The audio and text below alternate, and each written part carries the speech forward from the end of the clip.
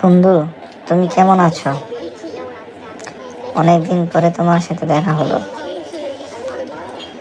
সত্যি বন্ধু, দেখা হয়ে মনটা খুবই আনন্দিত আমি।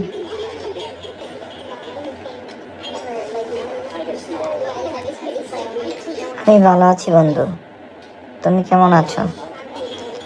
সত্যি বন্ধু, অনেকদিন পর তোমার সাথে দেখা হলো। সত্যি বন্ধু, দেখা হয়ে আমার খুবই ভালো লাগতেছে। অনেকদিন পর আবার একসাথে আগের মতো বসলাম। দেখ বন্ধু, আমি দীর্ঘদিন পর বিদেশ থেকে বাড়িতে ফিরলাম। আর বাড়িতে এসেই তোর সাথে দেখা হলো। মনটা যে কি যে আনন্দ লাগতেছে। অনেক দিন পর এই প্রিয় মুখগুলো দেখতে পেলাম। এখন তোর কি অবস্থা, তুই বল। আলহামদুলিল্লাহ, আমি ভালো আছি আল্লাহর রহমতে। তবে দেশে টুকটাক ব্যবসা করতেছি। তোর বিদেশের অবস্থা কি সেটা আমাকে বলতো। বিদেশটা মানে কি বন্ধু? আমারও মন চায় যে আমি বিদেশ যাই।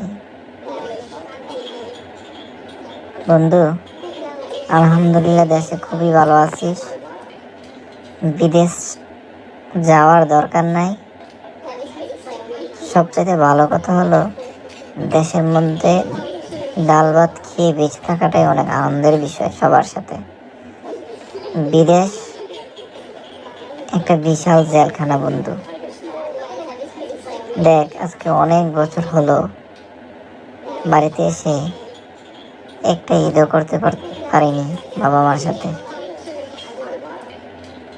মন চাইলেও কোনো কিছু করতে পারি না।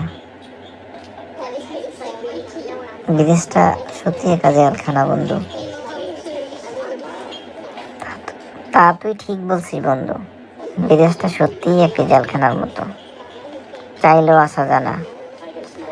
আর অনেক স্বপ্ন নিয়ে যাওয়ার পর ইচ্ছা করলেও দেশে ফেরা যায় না।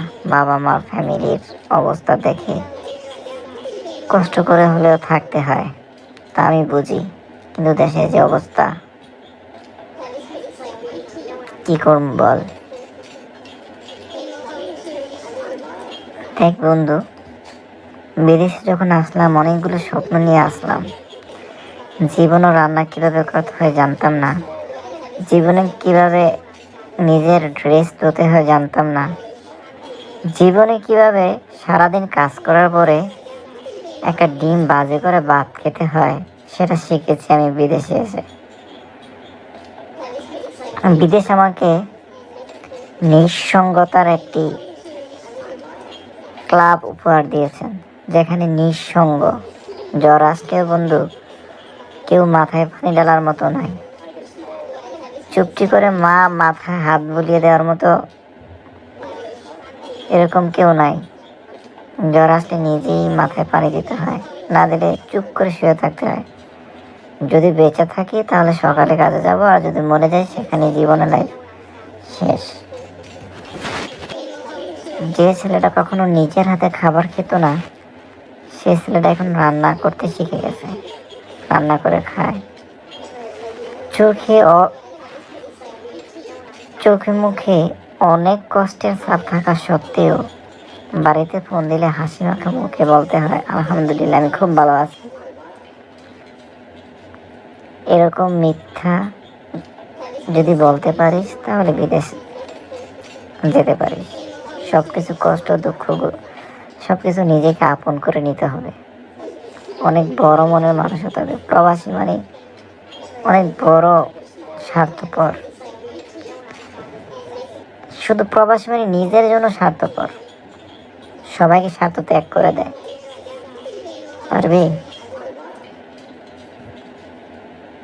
বন্ধু? তোর মুখে যা শুনলাম, আমার বিদেশ যাওয়ার স্বপ্ন এখানেই শেষ। আমি দেশেই ভালো আছি বন্ধু, তুই আমার জন্য দোয়া করিস। আবার দেখা হবে তোর সাথে।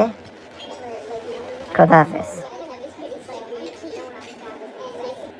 ওকে বন্ধু, বেস্ট অফ লাক। ইনশাল্লাহ আবার দেখা হবে। খোদা হাফেজ।